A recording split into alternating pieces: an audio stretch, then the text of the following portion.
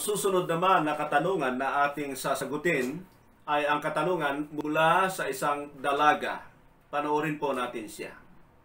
Pastor, ibabalik nga ba ang paraiso o ang Garden ng Eden sa tamang panahon? So yan po ay si Dr. Kesia Mikate. Yan po ay nagtapos na sa medisina. Hindi pa nga lang po kakaroon ng board dahil dito sa ating nararanasang COVID-19. Ibabalik ba ng Diyos ang paraiso o ang Garden ng Eden? Hindi po. Sa tingin ko ay marami sa inyo ang nagugulat diyan sa aking isinagot na yan, na hindi ibabalik ng Diyos ang Garden ng Eden. At alam ko na maging mga pastor, mga nagtuturo ng iba't ibang relihiyon ay yan po ang kanilang iniisip. Yan din po ang aking inakala sa matagal na panahon. Akala ko ay aayusin ng Diyos ang mundong ito, hindi pala. Gagawa pala siya ng bagong langit at lupa. At akala ko ay ibabalik ng Diyos ang Garden ng Eden. Pero hindi po pala. At yan po ay aking bibigyan ng paliwanag dito sa video na ito. Unang-una po mga kapatid na nais kong maunawaan ninyo, na yung Garden ng Eden ay hindi po yun paraiso. Huwag muna kayong magre-react kasi malinaw naman na may papakita sa Biblia kung ano yung paraiso at kung ano yung Garden ng Eden. Ako ay naniniwala na ang Garden ng Eden o Garden of Eden ay yung nandoon sa paglalang ng Diyos, kung saan doon ilagay si Adan nung una. At pagkatapos ay nilalang si Eva. Ang palatandaan ng marami na ito ay espesyal na garden ay yung nandoon ang puno ng buhay at puno ng pagkaalam ng mabuti at masama. Sinabi ko po na hindi yan paraiso. Yan po ay Garden ng Eden at muli, hindi po yan paradise. Ang kaibahan lang ng Garden of Eden sa lahat ng kanyang kapaligiran sa panahon na yon ay hindi yung ganda. Sapagkat lahat ng bagay na nilalang ng Diyos nung una ay magaganda. Yan po ay 11 beses na binanggit sa chapter 1 ng Genesis. And God saw that it was good. Wala pong pangit na nilalang ang Diyos doon sa pasimula. So ang kaibahan lang ng Garden of Eden sa lahat ng kanyang kapaligiran ay yung dalawang puno na nandoon, yung puno ng buhay na kinakain ng tao upang sila ay mabuhay ng walang hanggan.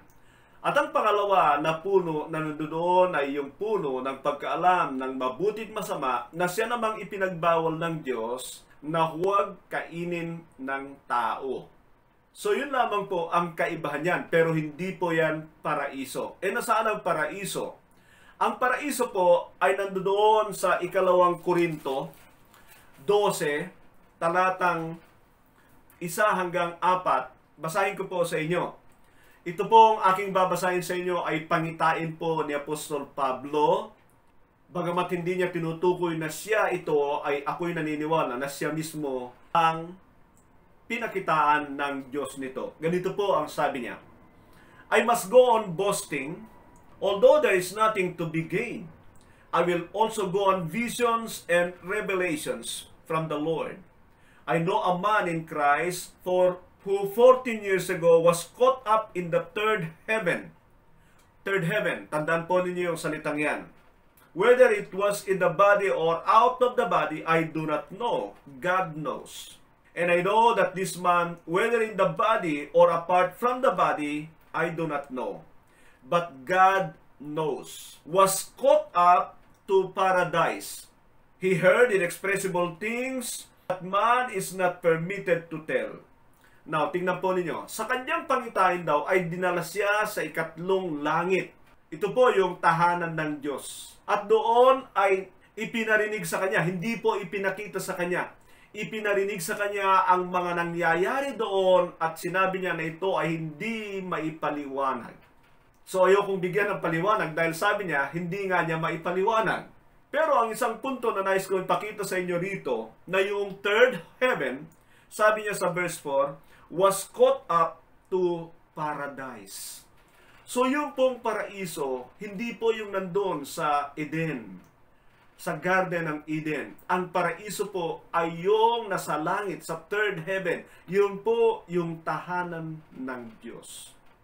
Ngayon, alam nyo ba kung bakit marami ay nagkakamali rito? Ay sapagkat mamaya sa aking ipapakita sa inyo sa pahayag Kabanata 22 na kung saan ay binabanggit yung magkaparehong bagay na nandoon sa Garden ng Eden at doon sa kaharian ng Diyos, yung puno ng buhay na muli ay ibibigay sa mga maliligtas ay magkaparehong nandoon. Pero malaki po ang kaibahan. So pupuntahan po natin at ipapakita ko po sa inyo sa pahayag Kabanata 22, talatang 1 hanggang 3. Ganito po ang sabi. Then the angel showed me the river of life as clear as crystal, flowing from the throne of God and of the Lamb down the middle of the great street of the city.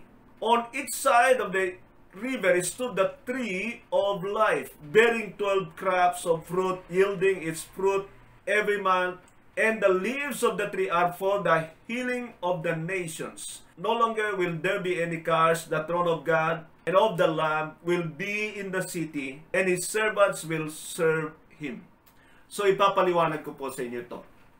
Pagkatapos ng huling paghuhukom, na kung saan ay paghihiwalayin na ng Diyos ang mga namuhay sa kanyang kalooban at hindi namuhay sa kanyang kalooban, at parehong dadalhin sa kanilang walang hanggang tahanan. Pagkatapos ng huling paghukom sa chapter 20, ay ang Diyos ay maglalalang ng bagong langit at lupa. Yung katulad ng nakikita natin sa ngayon. Langit, yung atmospheric heaven at yung heavenly bodies heaven, at bagong lupa na kung saan ay wala ng mga karagatan. Pagkatapos niyan, mga kapatid, sa chapter 21, verse 1 to 3, ay makikita nyo na ibababa ng Diyos yung bagong Jerusalem. Yung bagong Jerusalem ay nandoon yung trono ng Diyos, na siyang binabanggit dito sa chapter 22 verse 1, na kung saan ay nandoon ang trono ng Diyos. At doon ay makikita natin na ito ay may malaking kalye na kung saan ay may mga puno. At kung titingnan nyo ang punong ito, medyo nakakalito pa rito kung pag-isipan nyo maigi. Pero hindi ko muna ipapaliwanag sa inyo yon. Ang nais ko ipakita sa inyo rito ay nandito yung puno ng buhay, na siyang nababasa natin sa chapter 2. Yung puno ng buhay na yan ang pinaka-significant doon. Ganon din dito na binigyan ng pansin muli. Ibibigay ang punong ito na sinabi kung ano ang dahilan. Sabi po rito, on each side of the river stood the tree of life. Kaya sabi ko, parang nakakalito kasi on each side of the river, pagkatapos ay parang iisa lang. So, isipin natin ang ganito. Ito ay malaking puno, nandoon sa gitna nito yung kalye, kaya yung kanyang parang pinakapuno ay kabilaan. Yun lang may bibigay kong description sa inyo. Pagkatapos ay sabi niya rito, stood the tree of life, bearing 12 crops of fruit, yielding its fruit every month, and the leaves of the tree are for the healing of the nations. So ito po yung puno ng buhay, na kung saan ang kaibahan, tila doon sa Genesis, mga kapatid, ay iisa lang ang uri ng bunga nito. Pero yung ibibigay ng Diyos ay mukhang mas maganda ng malayo, sapagkat ito ay mamumunga ng iba't iba bawat buwan. Tandaan natin na ito ay isang bagong lupa. Ano po? At nandito ang trono ng Diyos. Nandun yung mga mananampalataya at maghahari silang kasama niya. Yan po sabi sa verse 4. Yung puno na yon ay magkakaroon ng iba't ibang bunga, uri ng bunga, nagpapalit ito buwan-buwan. Isang bagay din na makikita natin na ino-honor na dyan ng Panginoon yung kapanahunan ng tao. Kasi ito po ay pagbabalik dun sa nawala, pero kakaiba ito. Higit ito ng malayong-malayo doon sa nilalang niya nung una na nawala dahil sa kasalanan. Now, meron pa pong mga gamit, maging ang mga dahon ng puno ng buhay na ito ay para sa kagalingan ng mga bansa. At sigurado kung interesado kayong malaman nyo ang bagay na ito. O sige po, bigyan ko ng kaunting paliwanag. Katulad ng Panginoon, nang siya'y umakyat sa langit, taglay pa niya ang kanyang mga sugat. May mga ilang dahilan bakit pinahintulutan ito ng Panginoon na mangyari sa kanya. Pero isang bagay na nakikita ko, na yung mga sugat, mga bagay na sanhi ng naging kamatayan ng mga tao dito sa lupa, sa kanilang pagharap sa Diyos, taglay nila yung mga malamang ay sugat na yun o kaya deformities na yun, pero after that, kakain sila ng dahon ng puno na ito para sa kanilang kagalingan. Yan lamang po ang alam ko sa bagay na yan, bakit binabanggit. Pero dito ay makikita natin na hindi po i-restore ang paradise o Garden of Eden. Yung Garden of Eden, hindi yun ang paraiso. Ang paraiso ay yung tahanan ng Diyos sa langit. Whether ibababa niya yon o iba yung kanyang ibababa, hindi ko alam. Walang sinabi ang Biblia. Yung palatandaan, nakakaiba ang Garden ng Eden sa Genesis chapter 1 and 2 dahil sa puno ng buhay ay inakala ng marami na dahil ito ay nandito sa ibibigay ng Diyos sa tao, ay ire-restore niya yung Garden of Eden. Sasabihin ko po sa inyo, hindi nyo makikita na yan ay ibabalik ng Diyos.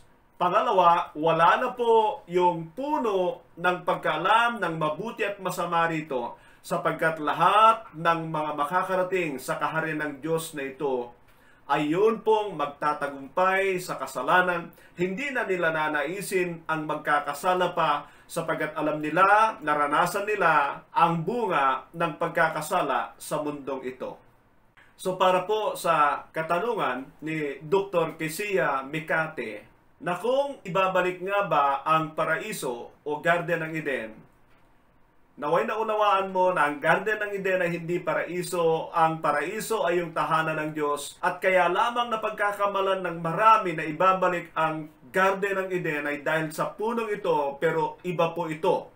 Yung orihinal, ang ibababa ng Diyos galing sa langit, dadalhin niya ito dito sa lupa, yung luma ay nawala na, nakalipas na, higit sa lahat, dito sa bagong mundong ito na ibibigay ng Diyos sa tao ay nandito na rin ang kanyang trono na ang ibig sabihin ay dito siya mananahan na kasama ng mga maliligtas. Isang maiksing mensahe na rin na nais ko sabihin sa inyo na nawa ay pakanasain nating makarating sa lugar na ito na inilaan ng Diyos para sa mga maliligtas. Magandang araw po. Ang biyaya ng Diyos ay sumaatin. Pagpalain po kayo ng ating dakilang Diyos. Pastor, ibabalik nga ba ang paraiso o ang Garden ng Eden sa tamang panahon?